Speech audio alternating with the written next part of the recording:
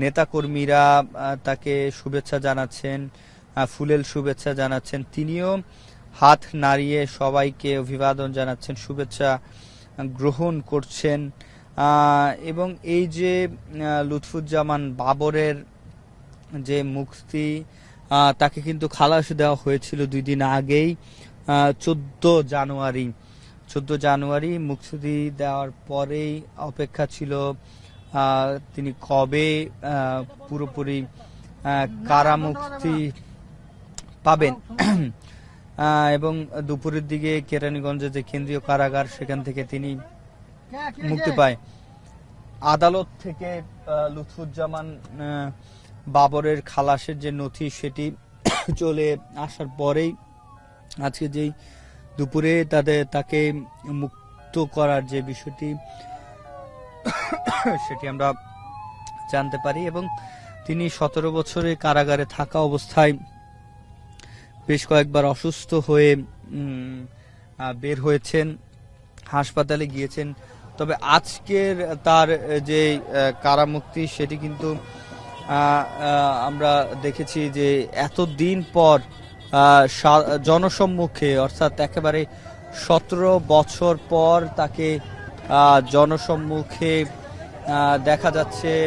তিনি হাত নাড়িয়ে সাধারণ যারা রয়েছে তাদেরকে অভিবাদন জানাচ্ছে, হাত নাড়িয়ে তিনি জানান দিচ্ছে যে তার যে মুক্তির যে আনন্দ, সেটি কিন্তু দেখা যাচ্ছে। জাতীয় পতাকা এবং দলীয় পতাকা তার গাড়ি বহরে দেখা যাচ্ছে। এবং রাস্তার দুই পাশে সাধারণ মানুষ, বিএনপির নেতাকর্মী, হাজার হাজার নেতাকর্মী রাস্তার দুই পাশে কেরানীগঞ্জ এবং এর আশপাশের অঙ্গ সংগঠন, বিশেষ করে তার সংসদীয় আসন নেত্রকোনায় আমরা অনেকে দেখছি ফ্রেমবন্দি করে রাখার জন্য তারা সেখানে দাঁড়িয়ে আছেন এবং ছবি তুলে একটাবার ফ্রেমবন্দি করে রাখার যে চেষ্টা, সেটি তারা করছেন। এবং এখান থেকে তিনি জিয়াউর রহমানের সমাধিতে যাবেন। যেটি বলছিলাম যে আদালতে বাবরের পক্ষের আইনজীবী ছিলেন শিশির মনির, তিনি খালাস চেয়ে আবেদন করেন। রাষ্ট্রপক্ষের শুনানিতে ছিলেন deputy attorney general Sultana Akhtar Ruby ও সহকারী অ্যাটর্নি জেনারেল মোহাম্মদ আসিফ ইমরান জিসান। অন্য 5 জন যে আসামি, সেই আসামির পক্ষে শুনানি করেন জ্যেষ্ঠ আইনজীবী SM শাহজাহান। এবং 18 ডিসেম্বর বহুল আলোচিত চট্টগ্রাম এর যে 10 ট্রাক অস্ত্র চোরাচালানের যে ঘটনায়, সেই মামলার সাবেক এই স্বরাষ্ট্র প্রতিমন্ত্রী লুৎফুজ্জামান বাবর, মহসিন তালুকদার, এনামুল হক, রাজ্জাকুল হায়দার সহ 6 আসামিকে খালাস দেন হাইকোর্ট। মৃত্যুদণ্ডাদেশপ্রাপ্ত অন্য 6 আসামির সাজা কমিয়ে 10 বছর করে কারাদণ্ড দেন আদালত। এছাড়া ভারতের বিচ্ছিন্নতাবাদী সংগঠন উলফার সামরিক কমান্ডার পরেশ বড়ুয়াকে মৃত্যুদণ্ড থেকে যাবজ্জীবন দণ্ড দেওয়া হয়। এই 10 ট্রাক যে অস্ত্র মামলা রয়েছে সেখান থেকে। এবং লুৎফুজ্জামান বাবর 1991 সালে 5ম জাতীয় সংসদ নির্বাচনে স্বতন্ত্র প্রার্থী হিসাবে প্রথম আনারস প্রতীকে নেত্রকোনা 4 আসন থেকে সংসদ সদস্য হিসাবে নির্বাচিত হয়। এরপর তার পরের নির্বাচনে 15 ফেব্রুয়ারি 1996 সালের 6ষ্ঠ যে জাতীয় নির্বাচন, সেখানে নির্বাচিত হন। 2001 সালে 8ম জাতীয় সংসদ নির্বাচনে বাংলাদেশ জাতীয়তাবাদী দল বিএনপি প্রার্থী হিসেবে নেত্রকোনা 4 আসন থেকে সংসদ সদস্য নির্বাচিত হয়। 8ম সংসদে তিনি স্বরাষ্ট্র প্রতিমন্ত্রী হিসাবে দায়িত্ব পালন করেন।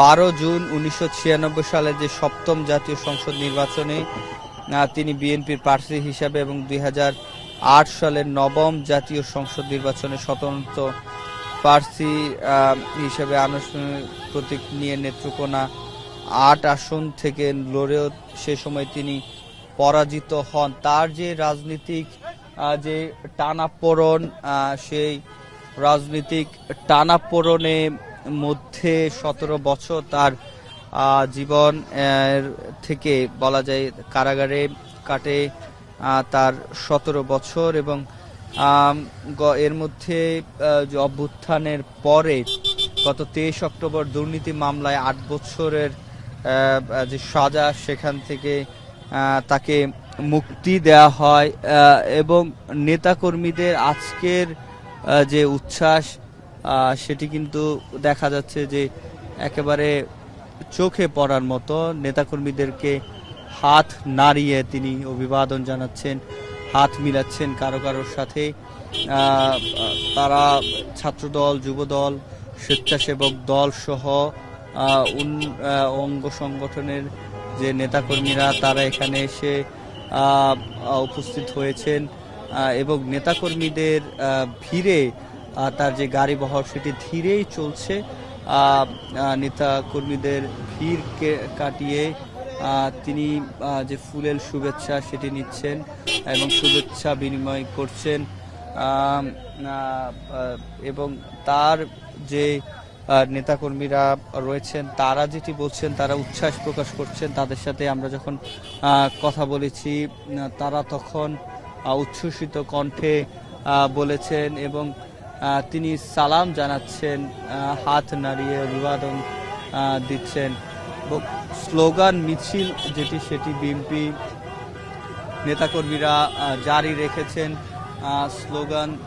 স্লোগানের এই যে কেরানীগঞ্জের যে কেন্দ্রীয় কারাগার, সেই কেন্দ্রীয় কারাগার থেকে তিনি কারামুক্ত হয়ে 17 বছর পর সামনের দিকে যাচ্ছেন এবং এখান থেকে তাকে যে নেতাকর্মী যারা রয়েছেন তারা মিছিল নিয়ে জাতীয় পতাকার সম্বলিত গাড়িতে, দলীয় পতাকা সম্বলিত গাড়িতে করে তিনি লুৎফুজ্জামান বাবর, সাবেক স্বরাষ্ট্র প্রতিমন্ত্রী, 17 বছর পর মুক্তি শেষে তার কারামুক্তি হয়েছে এবং তিনি বের হয়ে সামনের দিকে যাচ্ছেন এবং রাস্তার দুই পাশে যেহেতু এক পাশে যে এক্সপ্রেসওয়ে যেটি রয়েছে সেটি চলাচলের জন্য উন্মুক্ত রাখা হয়েছে।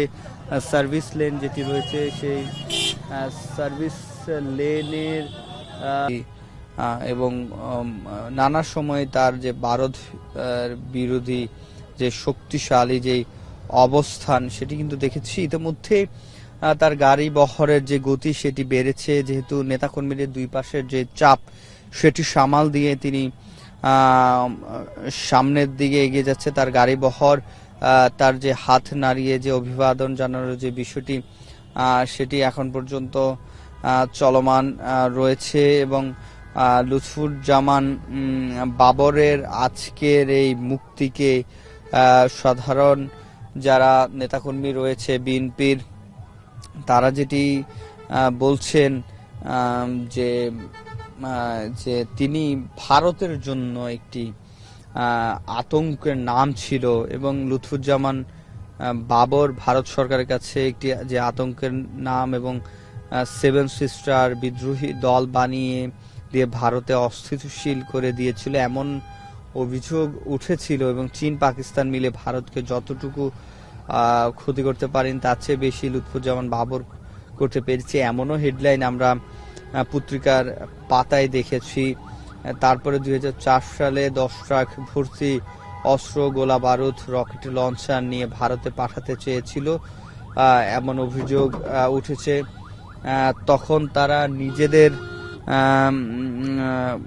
যে দেশে গৃহযুদ্ধ শুরু হবে এমনও কথা বলা হয়েছিল এবং অরুণাচল প্রদেশ, আসাম, ত্রিপুরা, নাগাল্যান্ড, মণিপুর, মিজোরাম এবং মেঘালয় মূল ভারত থেকে আলাদা হতে চেয়েছিল এমন খবর কিন্তু আমরা দেখেছি এবং কিন্তু শেষ পর্যন্ত সেটি হয়নি এবং খালেদা জিয়ার নেতৃত্বে বিএনপি সরকার 2001 থেকে 2006 সালে ক্ষমতা থাকার সময় যেসব ঘটনা ব্যাপক আলোড়ন এবং সরকারের মধ্যে প্রবল অস্বস্তি তৈরি করেছিল তার মধ্যে অন্যতম হচ্ছে 10 ট্রাক সমপরিমাণ অস্ত্র উদ্ধারের বিষয়টি এবং বাংলাদেশের ইতিহাসে সর্ববৃহৎ অস্ত্র গোলা বারুদের চালান আটক করা হয় 2004 সালের 1 এপ্রিল রাতে।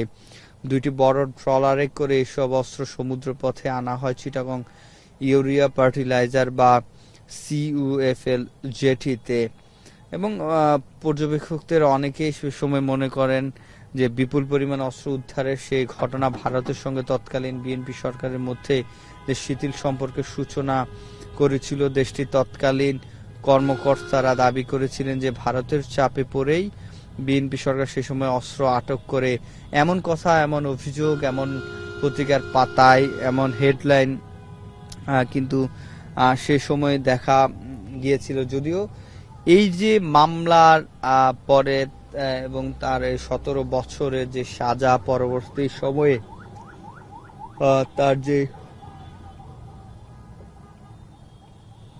মুক্তি সেটি কিন্তু দেখা যায়। এবং আজকে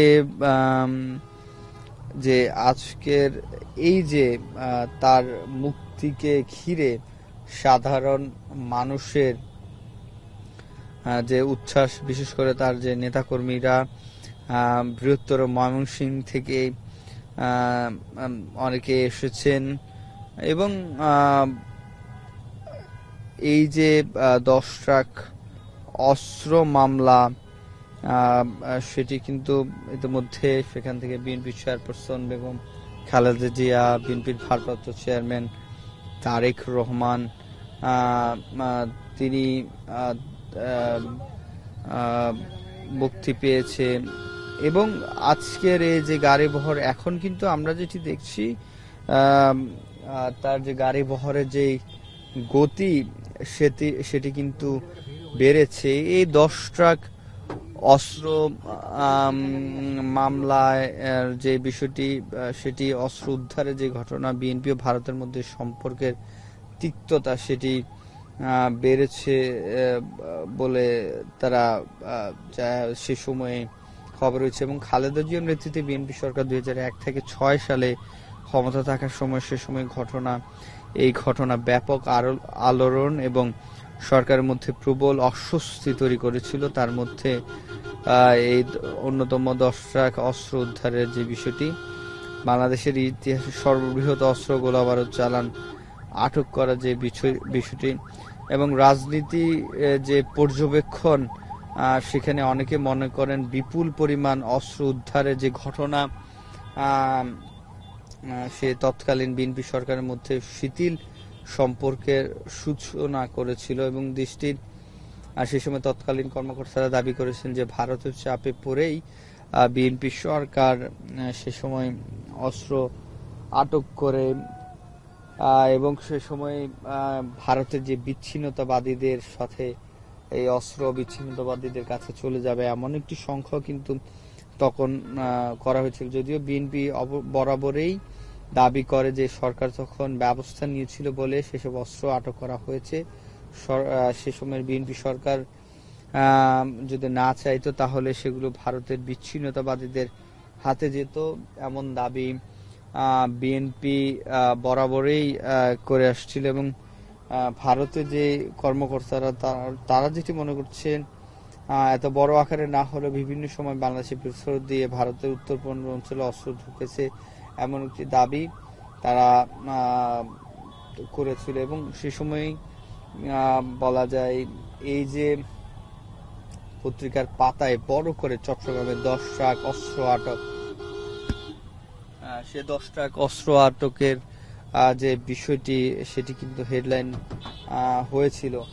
এবং অস্ত্র খালাসের এই উদ্ধারে যে আগ্নেয়াস্ত্রের মধ্যে ছিল চীনের তৈরি AK-47 rifle, semi automatic rifle, rocket launcher, rocket shell, pistol, hand grenade, বিপুল পরিমাণ গুলি ও বিস্ফোরক দ্রব্য। সেই মামলা থেকে লুৎফুজ্জামান বাবর আজকে মুক্তি পেয়েছেন। এবং এই অস্ত্র যখন গণনা করা হয় তখন দেখা গেল 1790টি বিভিন্ন ধরনের অস্ত্র, 11.5 লাখ গুলি, 6,500 ম্যাগাজিন এবং 27,000 গ্রেনেড, 150টি রকেট লঞ্চার সে সময় উদ্ধার করা হয়। সেদিন দিবাগত রাত 2টা থেকে ভোর 6টায় এই উদ্ধার অভিযানে নেতৃত্ব দেন চট্টগ্রাম মহানগর পুলিশের তৎকালীন ডিসি আব্দুল্লাহিল বাকি এসি এবং প্রায় 30 জন পুলিশের সাথে উদ্ধার অভিযানে অংশ নেন কোস্টগার্ডের সদস্যরা। এবং এই যে কর্ণফুলী থানার তৎকালীন ওসির ভূমিকা নিয়ে ইউরসার কারখানা লিমিটেড জেটিতে চোরাচালানকারীদের অস্ত্র খালাসের সময় ওসি নিজে উপস্থিত ছিলেন বলে অভিযোগ উঠেছিল সে সময় সংবাদ মাধ্যমগুলোতে। এবং ভারত তাদের উত্তর পূর্বাঞ্চল এবং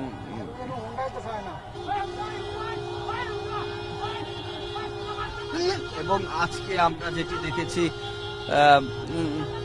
ভারতের এই যে অস্ত্র মামলার যে বিষয়টি, সেই অস্ত্র মামলা ভারতের সাথে সে সময় 10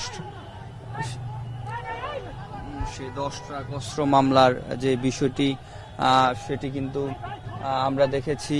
এবং সেই সময়ের যে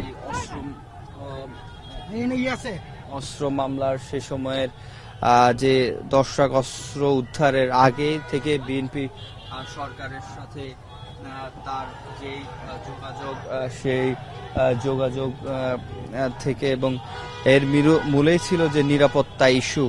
এই নিরাপত্তা ইস্যুকে এ সময় 10 ট্রাক যে অস্ত্র ধরা পড়েছে, তখন ঢাকায় ভারতীয় হাইকমিশনার ছিলেন বিনা স্বীকৃত। তিনি বিবিসি বাংলা সহ আন্তর্জাতিক যে গণমাধ্যমগুলো রয়েছে সেই গণমাধ্যমকে তিনি তখন যেটি বলেছেন যে উত্তর পূর্ব ভারতে তৎকালীন বিদ্রোহী গোষ্ঠীগুলোকে ভারতের ভেতরে নানা কাজকর্ম করেছিল বলে তারা জানিয়েছেন। এবং আমরা ইতিমধ্যে ইউক্রেনের যে বিষয়টি আমরা সেটি কিন্তু আমরা নিয়ে যাচ্ছি। এবং তিনি এই কেরানীগঞ্জের থেকে ইউট্রান নিয়ে সামনের দিকে লুৎফুজ্জামান বাবর এবং আবদুল্লাপুর যে টোল প্লাজা, সেখানে ইতিমধ্যে আমরা এসেছি। সেই 10 ট্রাক অস্ত্র মামলার যে বিষয়টি সেটি কিন্তু আমরা দেখেছি। সে সময়ে সেই 10 ট্রাক অস্ত্র মামলার সময়ে তার যে অবস্থান এবং পরবর্তীতে সেখান থেকে যে মুক্তির যে বিষয়টি সেটি কিন্তু আমরা দেখেছি। লুৎফুজ্জামান বাবরের যে গাড়ি বহর সেটি ইতিমধ্যে আবদুল্লাপুর যে টোল প্লাজা সেটি অতিক্রম করে তিনি সামনের দিকে এগিয়ে যাচ্ছেন। এবং নেত্রকোনা 4, কালিয়াজুড়ি, মদন ও মোহনগঞ্জের যে নেতাকর্মীরা, আমরা কেন্দ্রীয় নেতা দেখেছি ইশরাক হোসেনকে আমরা দেখতে পেয়েছি যে তিনি যে যে এবং তার সাথে যে একটা লম্বা যে গাড়ি বহর সেটি কিন্তু আমরা দেখতে পেয়েছি। এবং বিভিন্ন মামলায় তাকে দণ্ড দেওয়া হয় এবং 2007 সালের 28 মে লুৎফুজ্জামান বাবরকে আটক করা হয়। এরপর বিভিন্ন মামলায় দণ্ড, এর মধ্যে 2টি যে মামলা সেখানে তাকে মৃত্যুদণ্ড এবং একটিতে যাবজ্জীবন যে কারাদণ্ড সেটি দেওয়া হয়। তবে 5 আগস্টের, জুলাই আগস্টের যে গণ অভ্যুত্থান, সেই গণ অভ্যুত্থানের পর নেতাকর্মী এবং সাধারণ যারা রয়েছে ছাত্র জনতার অভ্যুত্থানের পর তার যে মুক্তি, সেই মুক্তি কিন্তু হয় এবং সেটি আমরা দেখেছি। এবং সে মুক্তির পরে তার যেই আমরা সে গাড়ি বহরের সঙ্গী হয়েছে। এবং এই যে লম্বা যে গাড়ি বহর সেটি করে একেবারে সামনের দিকে সে গাড়ি বহর নিয়ে সামনে তিনি যাচ্ছেন। এবং এই লুৎফুজ্জামান বাবর আজকে প্রথমে যে বিএনপি চেয়ারপারসন, বিএনপির যিনি প্রতিষ্ঠাতা জিয়াউর রহমানের সমাধিতে যাবেন, সেখানে শ্রদ্ধা নিবেদন করবেন এবং তার শ্রদ্ধা নিবেদন শেষে তিনি তারপরে তার যে নিবাস সেখানে যাওয়ার কথা রয়েছে। এবং এই যে লুৎফুজ্জামান বাবরের আমরা যে তার গাড়ি বহরটি ইতিমধ্যে আবদুল্লাপুর যে টোল প্লাজা, সেই টোল প্লাজা অতিক্রম করে সেটি সামনের দিকে এগিয়ে যাচ্ছে এবং যে তার যে নেতাকর্মীরা রয়েছে সেই নেতাকর্মীরা বিশেষ করে নেত্রকোনা ৪ আসনে যে নেতাকর্মীরা তাদের যে একটা বড় মিছিল সেটি কিন্তু দেখা যাচ্ছে এবং আজকের এই যে লুৎফুজ্জামান বাবরকে বলা যায় অভিবাদন জানানোর জন্য তার সাথে হাজার হাজার নেতাকর্মী যুক্ত হয়েছে এবং লুৎফুজ্জামান বাবরের আজকের আমরা যেটি দেখেছি তিনি 2টা